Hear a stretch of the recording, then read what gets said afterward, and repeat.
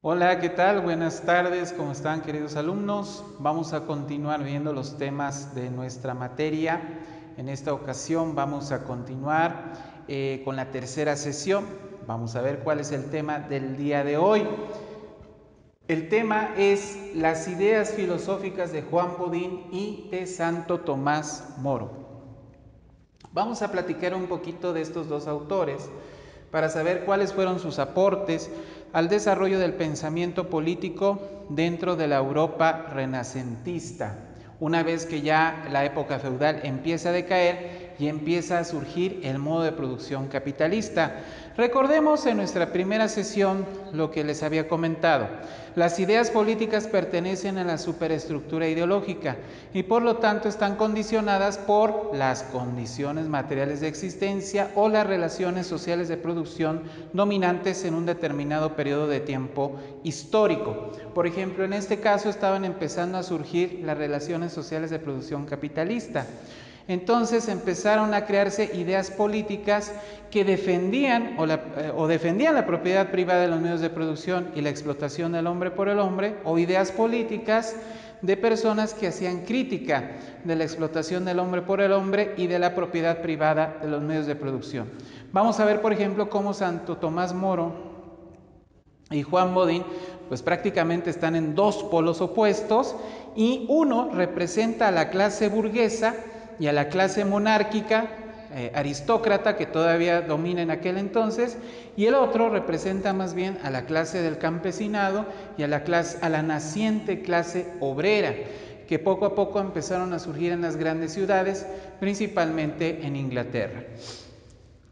Pero antes de hablar de estos dos autores, me gustaría recapitular lo que ya se vio anteriormente para que quede claro y vayamos concatenando todos los temas del semestre.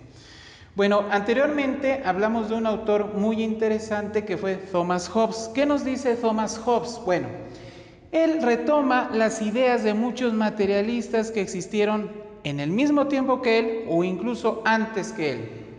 Pero estas ideas materialistas las traslada al ámbito de la sociedad, al ámbito del Estado.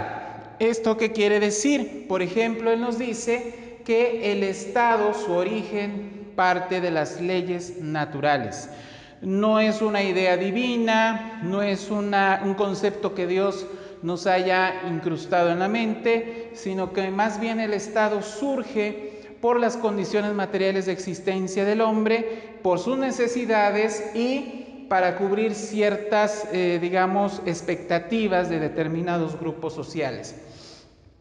Entonces lo que nos dice Thomas Hobbes, británico, es que el Estado surge gracias a las leyes de la naturaleza. Y el hombre, como pertenece a la naturaleza, es el que crea el Estado a partir de estas leyes. Después nos dice que, él nos explica que históricamente el hombre primitivo vivía en una suerte de anarquía natural, es decir, prácticamente hacía lo que se le daba la gana antes de que existiera el Estado, no había una garantía de los derechos de los demás, cada quien tomaba lo que quería, digamos que aquí lo que prevalecía era lo que Darwin llamó la ley del más apto, la ley del más fuerte, y no había una institución que regulara el comportamiento de los individuos y que evitara que unos se mataran con otros. Él decía que en aquel entonces existía una guerra de todos contra todos. ¿Qué es lo que dice Hobbes? Bueno, una vez que el hombre se da cuenta que es necesario el Estado para garantizar la subsistencia de la especie, es cuando crea esta institución y formula un contrato social que ayuda a que se acabe con la anarquía natural y que los hombres individuales vayan cediendo parte de su libertad en favor de esa convivencia colectiva, de esa sociedad que decide organizarse dentro de un Estado, con sus leyes, con sus derechos y obligaciones correspondientes.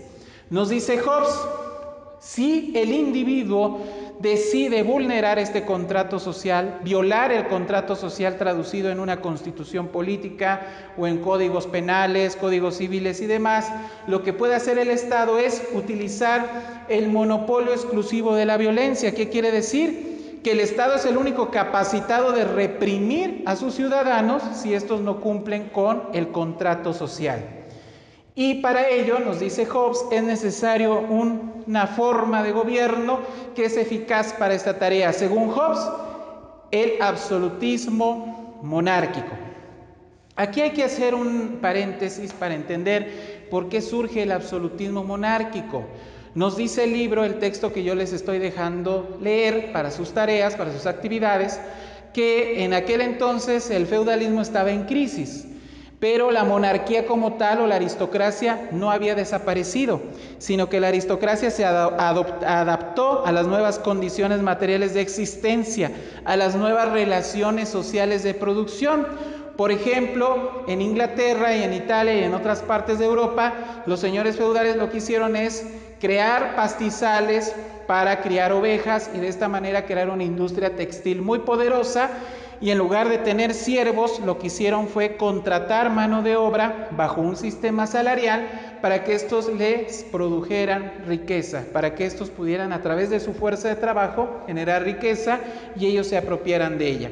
Y entonces el absolutismo monárquico es una alianza que hace la nobleza con la nueva y naciente clase burguesa, y de esta manera se pudo empezar a dar la transición del feudalismo con el sistema capitalista. Y relacionándolo ahora sí con el tema de hoy, vamos a ver cómo Juan Bodin, al igual que Hobbes, también es partidario del absolutismo monárquico. ¿Qué nos dice el absolutismo monárquico como forma de gobierno? Que el rey, el monarca, el que encabeza el Estado, el que ejerce el poder, debe tener un poder soberano incuestionable.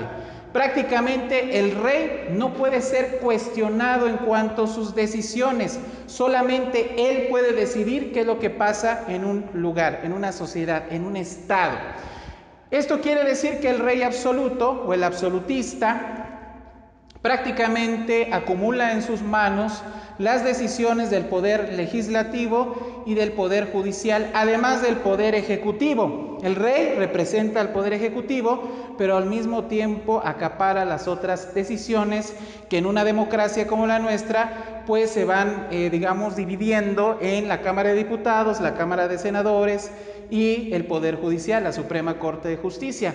Bueno, pues el rey era todo, era procurador, era juez, era rey y era legislador. Prácticamente él fungía todas las funciones, o él cumplía con todas las funciones del Estado, ¿no? Por eso se dice que era un rey absoluto, con un poder monárquico absoluto. Un ejemplo histórico, pues tenemos al rey Luis XIV, le llamaban el Rey Sol, porque era tan poderoso que era como el Rey Sol, ¿no? Así, acuérdense que el astro rey es el Sol.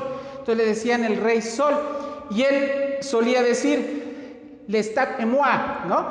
Que quiere decir en francés, el Estado soy yo, ¿no? L'estat est moi. Y si por ahí le suena parecido a un personaje que tenemos hoy en día en la política mexicana, bueno, pues es mera coincidencia, ¿no? Entonces, el Estado soy yo tomo las decisiones, todas las decisiones en el Estado, y yo decido quién muere y quién vive, quién va a la cárcel, quién no va a la cárcel, etc. Luego nos dice aquí que el poder del rey solamente está limitado por dos leyes: las leyes de la naturaleza y la ley divina. ¿Qué quiere decir? Que aquí la iglesia no pierde todo el poder. La iglesia también tiene cierto poder todavía en el absolutismo monárquico, a pesar de que ya empezaba la decadencia del feudalismo. Por lo tanto, el rey no puede ir en contra del Papa o de la Iglesia Católica, o en los países protestantes en contra de la Iglesia Anglicana, en el caso de Inglaterra, no puede ir en contra de ese poder religioso. Pero tampoco puede ir en contra de las leyes naturales. ¿Cuál es un ejemplo de ley natural? La propiedad privada de los medios de producción. Y esto es interesante porque prácticamente los burgueses lo que hacen es justificar la propiedad privada de los medios de producción al decir que es una ley natural.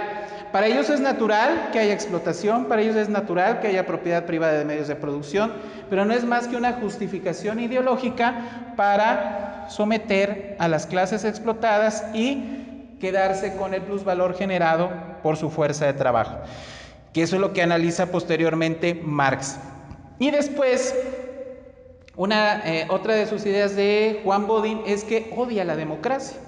Y eso también tiene sentido por el personaje del que estamos hablando, que él favorecía los privilegios de las clases en el poder, de los que tenían la propiedad de los medios de producción. Él decía, la democracia no es deseable porque las masas, los pobres, no tienen la capacidad de gobernar. Por lo tanto, el absolutismo monárquico es lo único que puede llegar a tener resultados, porque el rey, un solo rey, es el que tiene la capacidad de tomar decisiones para el bien de esa nación, porque muchos, si hay muchos tomando decisiones, pues no se va a llegar a nada. Y es parecido a cómo han pensado muchos dictadores a lo largo de la historia. Hay una anécdota de Porfirio Díaz donde él dice, si yo quiero resolver algo, lo resuelvo yo. Si medio lo quiero resolver, creo una comisión de 5 personas. Si de plano no lo quiero resolver, lo mando al Congreso. Entonces él no era creyente de la democracia, él también era escéptico y por eso Díaz era un dictador, parecido al rey absoluto y monárquico de la época de Luis XIV con l'État de moi, ¿no? El Estado soy yo.